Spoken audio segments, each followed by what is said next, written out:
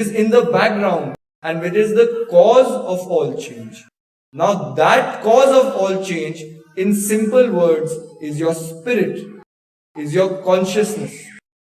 Now there's a very big debate. A lot of people, men of science, will say there is no consciousness. How can you prove there is consciousness? That is a very big question now. That is why science and spirituality, or sometimes we perceive them to be two opposite spectrum, and there's always this fight between science and spirituality. The scientists say, oh, spirituality does not exist, consciousness does not exist. How can, what we can't see, what we cannot prove exist? And over there are people of consciousness who say that no, consciousness is, we have experienced it. Now in simple terms, what is consciousness?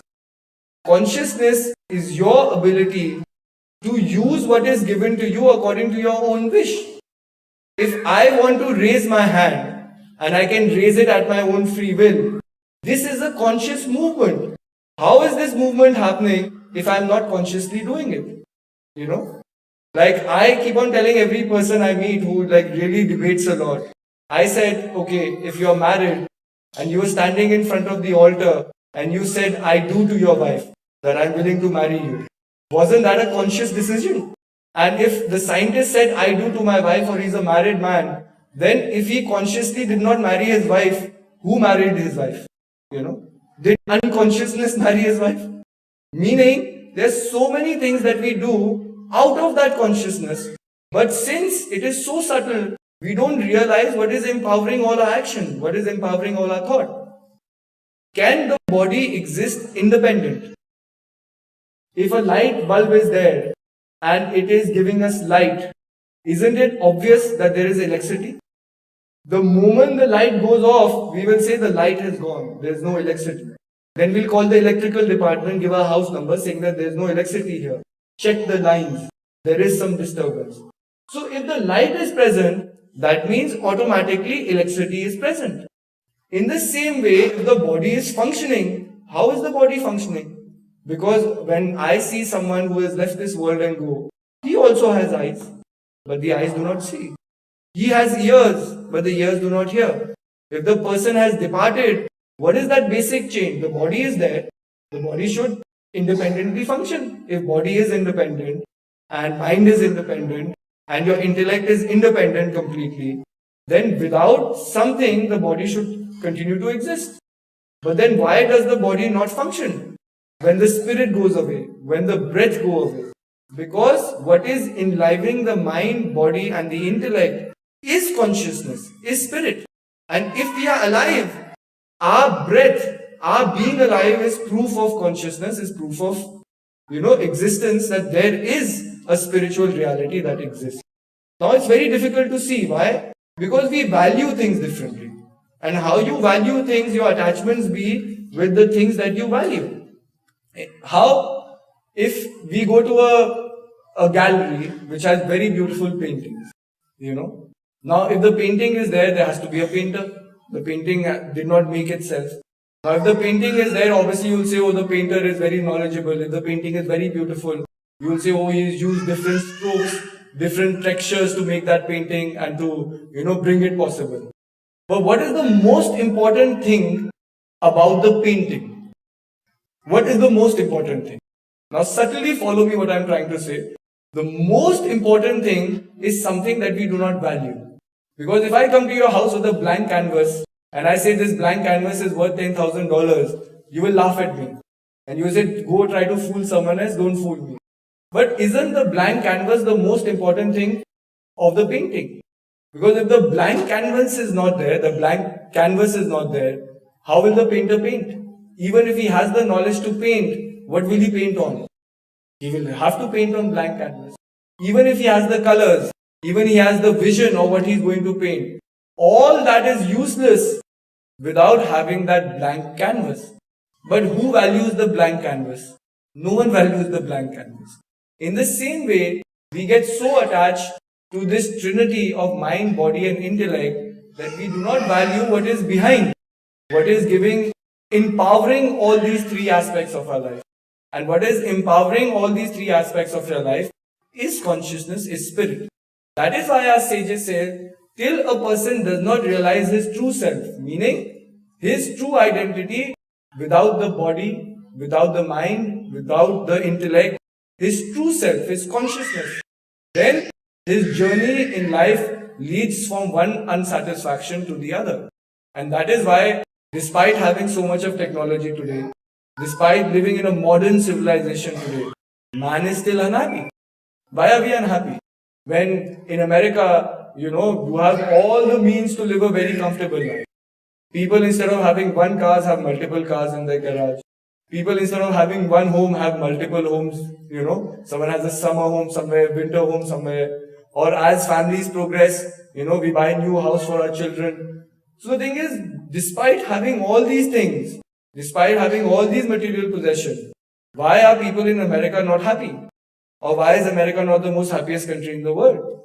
And if you look in the deeper aspect of things, despite having all the possessions, a person can be unhappy. That means happiness does not lie in material possessions to begin with. If it did, then people in America or the richest people in America should be happy and content and satisfied and should not think about making more money. But everyone who has money thinks about making more money because he's unsatisfied. And that search continues, that longing continues, because we are looking in the wrong place. Unless the perception of life changes, you cannot realize what your true objective in life is. And the perception of life changes when we learn detachment in life. Now, detachment becomes a very tricky issue. Why? Because people say, oh, give up your clothes, that means you're detached. So, how can I live in my life without wearing any clothes?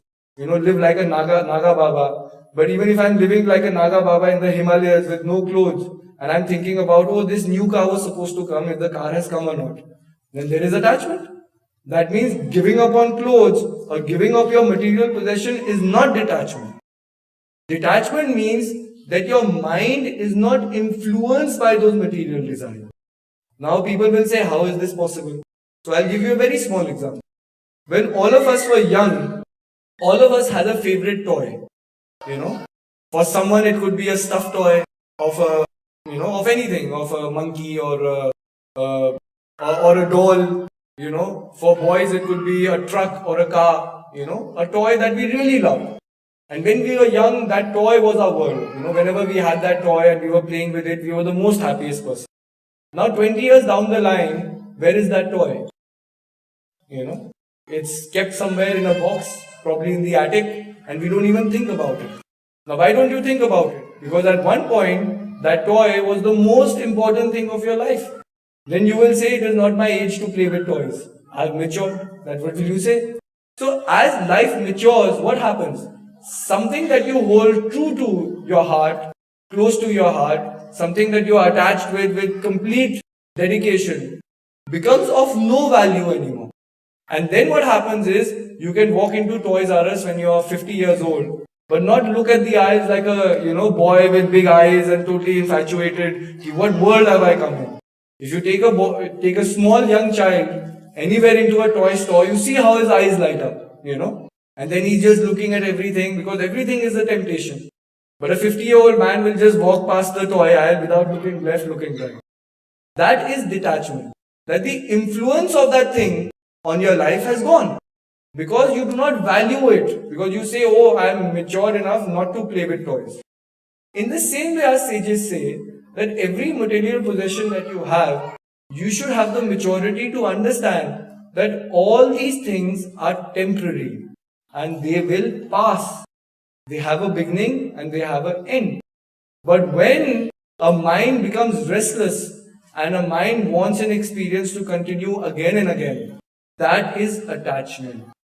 Like say we've come to Pittsburgh, tomorrow morning we go for a drive and I see a very beautiful sunrise happening, over Pittsburgh.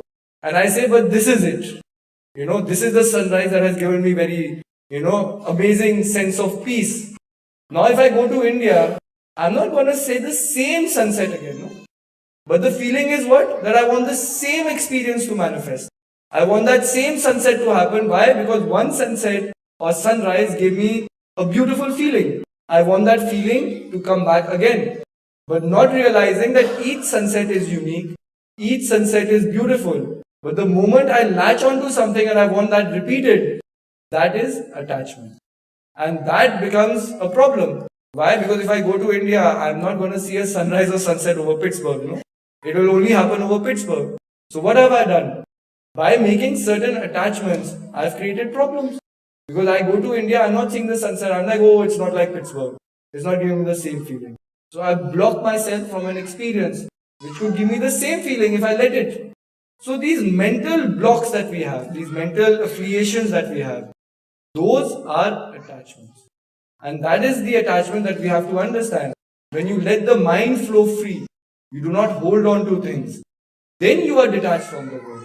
You take each experience as it comes, you experience it and you let it go. But sometimes with the ego, letting go is the most difficult thing. Like for example, I will tell you how letting go can be very easy and how it can be very difficult. And how it is up to you, it is up to your perception. If I say a joke and the joke is funny, everyone will laugh.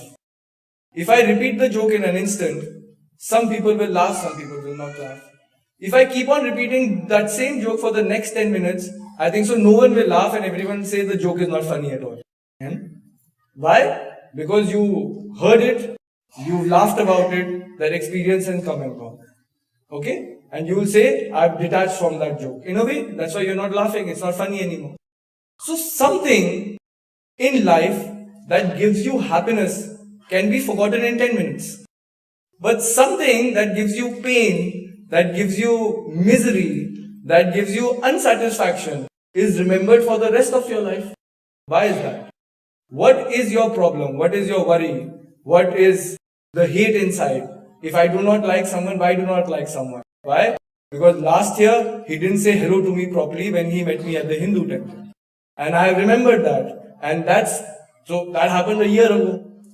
Now in a year, just because that person didn't rub my ego in the way it was supposed to be rubbed, didn't massage it properly, I have made an image. And that image is giving me unhappiness, but I'm not letting go of that. But something that gives me happiness, that thing I've forgotten in 10 minutes. This is how the ego works in all of us. Right now there is this program, everyone will go to the Bhandara. Now someone is in a hurry, someone will, start walking a little faster because they want to eat first and they want to leave first. Because the ego says, my time is very important, I have to be somewhere else. Now when that hurry comes in and 10 people are also hurrying just because their time is very important and their egos are heightened, then 10 people cannot reach the front of the line at once. Then there has to be a little push and pull somewhere. And when that little push and pull happens, what is happening? Someone will push me and come in front of me. And I'll remember his face. I don't know him. Now in a program such as this, I can't start fighting with him, start holding his collar, because everyone has come for a spiritual program. Even I have to act spiritually, or I have to portray even I am a very spiritual person. But internally something else is happening. I remember that person's face. Now with Baiji's efforts and a lot of other Premi's efforts, if this program happens next year in Pittsburgh, I will come to the program, but I'll be looking for that person. He pushed me, this year I'll push him. Last year he pushed me. This is how mental attachments happen. And this is how all of us learn to live our lives. Because the habit of the mind is not broken, the mind is not put in check. And it is very easy to change everything also if the awareness comes in. If you know what you're holding on to is completely useless in your life, won't you give it up? You will give it up. But then you have to realize that what you're holding on to, the hate, the ill feeling, is not giving you benefit in any which way. So that is very important, to let go, to forgive. And when you forgive, then the consciousness grows because it moves on from one experience to the other. Then only you can progress, you can move forward. Now many people will say, change is not possible in an instant. So I'll tell you how change is possible in an instant. There was a person, he was very, how would I say, he was very unsatisfied with his wife. Because his wife would bully him all day. So he goes to his friend and he's like, what do I do? I can't fight with my wife.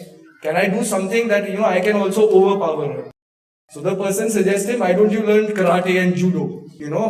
And then if you're a master in judo, then no one can, can stand in front of you and you can, overpower anyone. This person says, very good idea. He flies to China and he goes to a monastery And he goes to the Shaolin temple and he starts to learn karate and judo.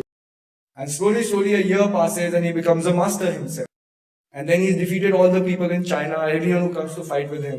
So one day his master says, okay, now you're ready, now you can go face your wife.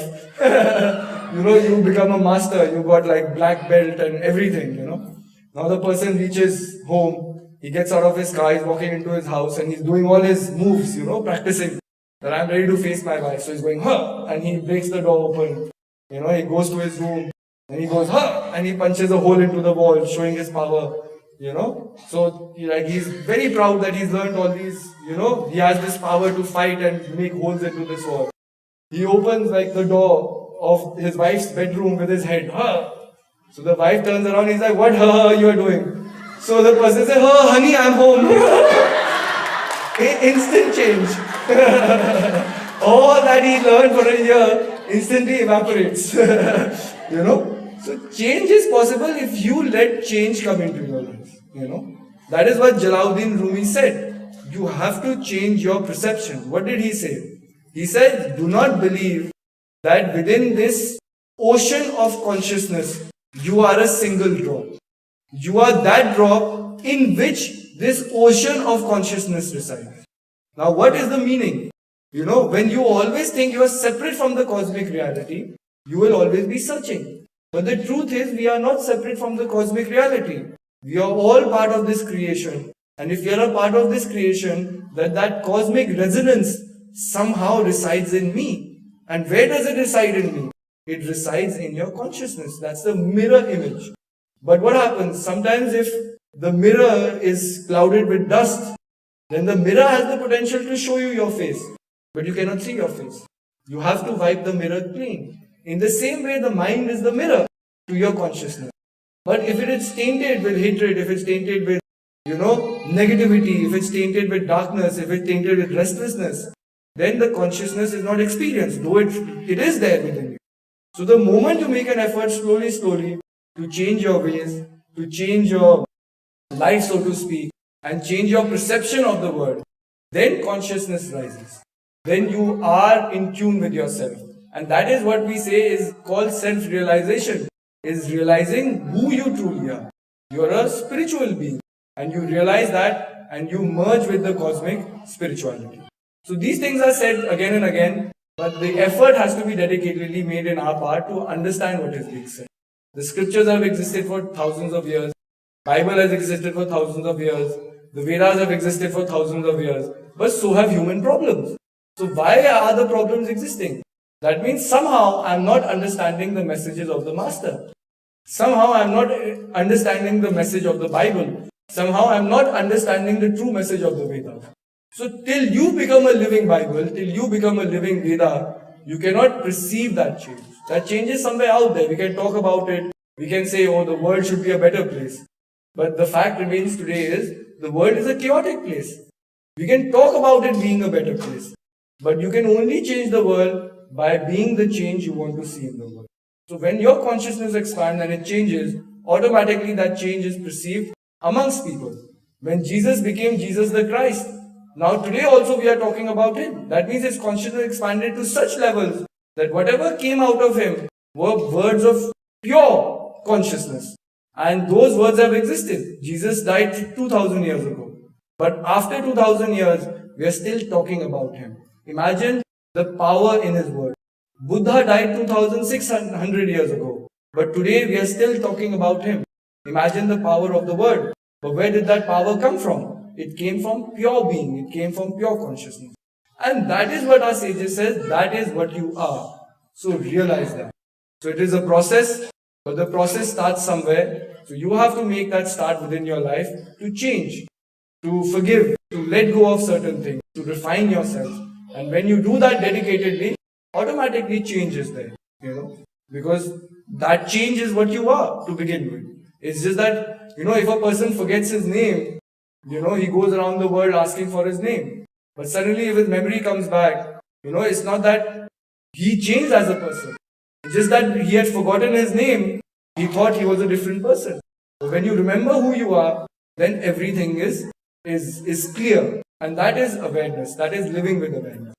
So just before I go, I would just like to say another joke. Though Sanatji has been telling me many jokes, but this joke is one that Sanatji maybe has heard or not heard before. But the joke goes that a husband dies and he goes to hell. Now the devil is waiting there, and the devil is like, before I pronounce judgment on you, is there something that you want to do? So he's like, yes, I want to make a phone call home. So the devil gives him his mobile and gives him the phone, and the person talks, and he doesn't realize how much he's spoken. He keeps on speaking for hours and hours. Suddenly when the realization comes, oh my God, I've talked for so long, he goes to the devil and he says, I'm very sorry, I spoke for hours. I didn't realize how the time passed, and I'm very sorry, and I know this is a very long distance call, and it will be charged. So I'm willing to do anything to pay the charge, or do anything that I can. So please let me know what can I do, how can I make the payment. So the devil looks at him and he's like, who are you talking to? So the person says, I was talking to my wife. The devil says, oh, then there is no charge. So the person is shocked. He's like, what do you mean there is no charge? So the devil says, oh, because hell to hell is free, there is no charge. Thank you all for being here. Blessings to all. Hari Om Tat Sat.